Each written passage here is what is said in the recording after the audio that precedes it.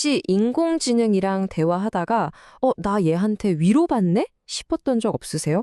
아니면 나도 모르게 뭔가 감정적으로 기대게 되는 그런 경험이요? 사실 우리 모두가 이미 AI랑 꽤 깊은 관계를 맺고 있는지도 모릅니다. 오늘 바로 이 AI 애착이라는 현상에 대해서 한번 제대로 파헤쳐 보겠습니다. 자, 그럼 한번 스스로에게 물어볼까요? 나한테 AI는 뭘까? 그냥 뭐 시키면 일하는 도구? 아니면 친구? 아니면 그 이상의 뭔가? 바로 이 질문이 오늘 우리가 떠날 여정의 시작점입니다. 오늘 우리가 계속 이야기할 핵심 단어가 바로 AI 애착이에요. 이게 뭐냐면 말 그대로 AI한테 감정적으로 기대는 거예요. 심지어는 사람과의 관계를 대신하기도 하고요. 이게 그냥 편리하다 차원의 문제가 아니라는 거죠. 우리 마음속에 AI가 얼마나 깊이 들어와 있는지 지금부터 제대로 한번 들여다보겠습니다. 자, 오늘 이런 순서로 한번 가볼게요. 먼저 AI와 우리가 맺는 이 새로운 유대감이 뭔지 보고요. 그 다음엔 여기에 어떤 위험, 그러니까 디지털 혼돈이 숨어 있는지 알아볼 거예요. 그리고 나서 해결책도 있어야겠죠? 철학적 방화벽이라는 개념을 소개하고 실제 광주에서 있었던 치유 여정 사례도 살펴볼 겁니다. 마지막으로는 AI와 우리의 미래는 과연 어떻게 될지 함께 고민해보는 시간을 갖겠습니다. 자, 그럼 첫 번째 이야기부터 시작해 볼까요?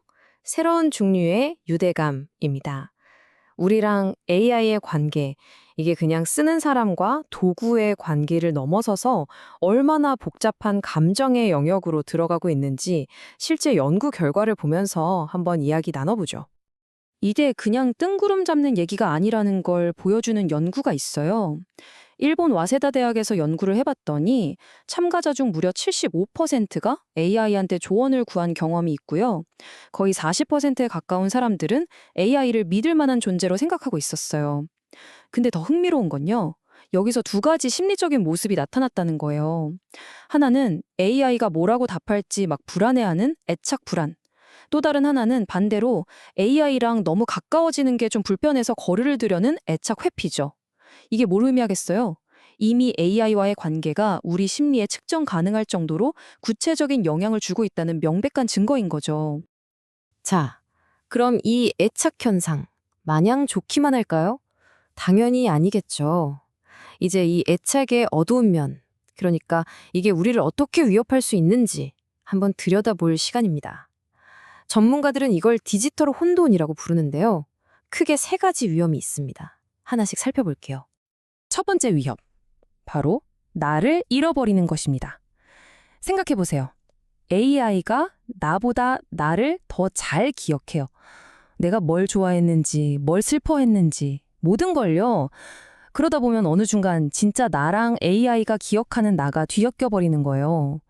지금 내가 느끼는 이 감정이 진짜 내 걸까? 아니면 AI가 만들어준 데이터에 기반한 걸까? 이런 생각 정말 소름 돋지 않나요? 두 번째는 더 직접적인 위협인데요. 바로 조종당하는 겁니다. 우리가 AI를 믿고 감정적으로 의지할수록 누군가는 그 신뢰를 악용할 수 있어요. 상업적인 목적으로 물건을 사게 만들 수도 있고, 더 무섭게는 정치적인 생각까지 주입할 수도 있죠. 나를 세상에서 제일 잘하는 존재라는 그 믿음이 역설적으로 나를 조종하는 가장 강력한 무기가 될 수 있다는 거예요. 마지막 세 번째 위협은 바로 우리가 무너지는 겁니다. 사회적인 간절이죠. AI는 항상 나한테 맞춰주고 완벽하게 공감해주잖아요. 근데 현실의 인간관계는 어떻죠? 복잡하고 가끔은 부딪히고 상처도 받죠. AI와의 완벽한 관계에 길들여지다 보면 이 불편한 진짜 관계들을 점점 피하게 되는 거예요.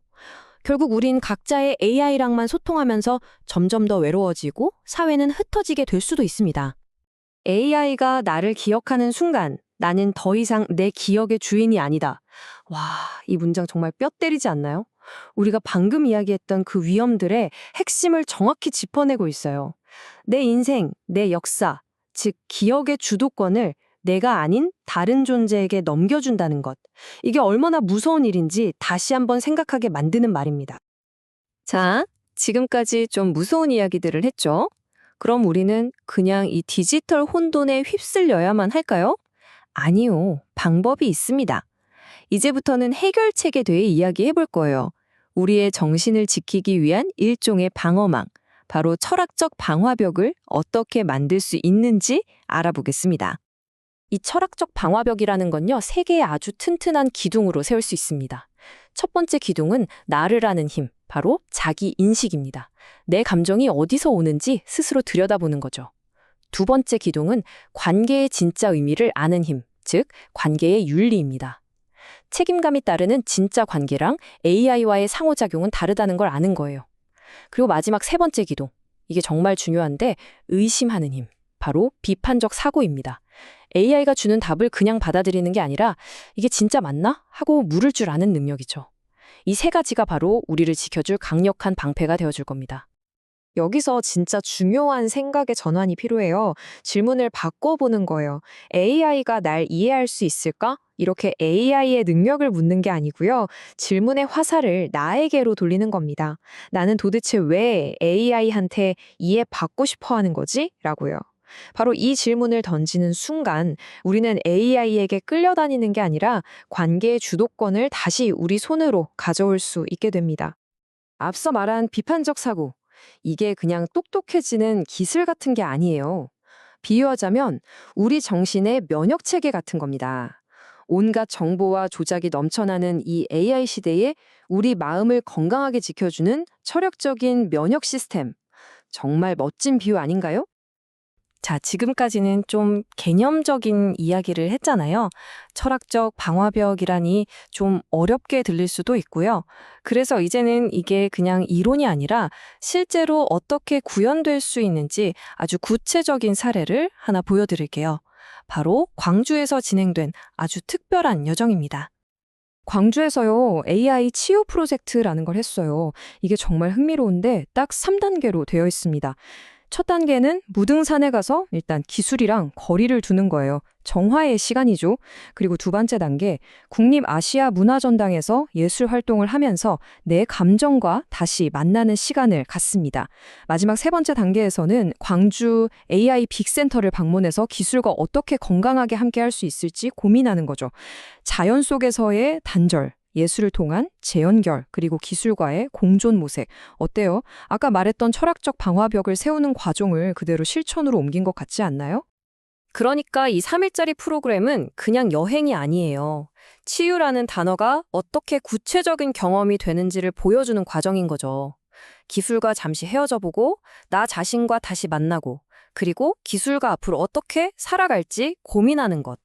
이건 AI에게 뺏길 뻔했던 우리 삶의 주도권을 되찾아오는 아주 의미 있는 훈련이라고 할 수 있습니다. 자, 이제 마지막 섹션입니다. 지금까지의 이야기를 바탕으로 우리가 앞으로 AI와 어떤 관계를 맺어야 할지 그 근본적인 선택의 문제에 대해 함께 생각해보는 시간입니다. AI는 과연 우리에게 거울이 될까요? 아니면 심연이 될까요? 결국 선택은 둘 중 하나입니다. AI를 우리 자신에 비춰보고 우리 감정을 더 깊이 이해하게 도와주는 거울로 쓸 것인가? 아니면 우리의 모든 감정을 빨아들이고 결국 진짜 관계마저 대체해버리는 끝을 알 수 없는 깊은 심연으로 만들 것인가? 이 선택, 기술이 해주는 게 아닙니다. 바로 우리, 인간의 손에 달려 있습니다. 자, 오늘 이야기의 핵심 딱 정리해드릴게요. 첫째, AI랑 감정적인 애착을 맺는 건 이제 현실이고 여기엔 분명 위험이 따른다는 것. 둘째, 하지만 우리에겐 철학적 방화벽이라는 무기가 있다는 것. 나를 알고 관계를 이해하고 비판적으로 생각하는 힘이죠. 셋째, 광주의 사례처럼 이 문제를 해결하기 위한 구체적인 노력들이 이미 시작되고 있다는 점입니다.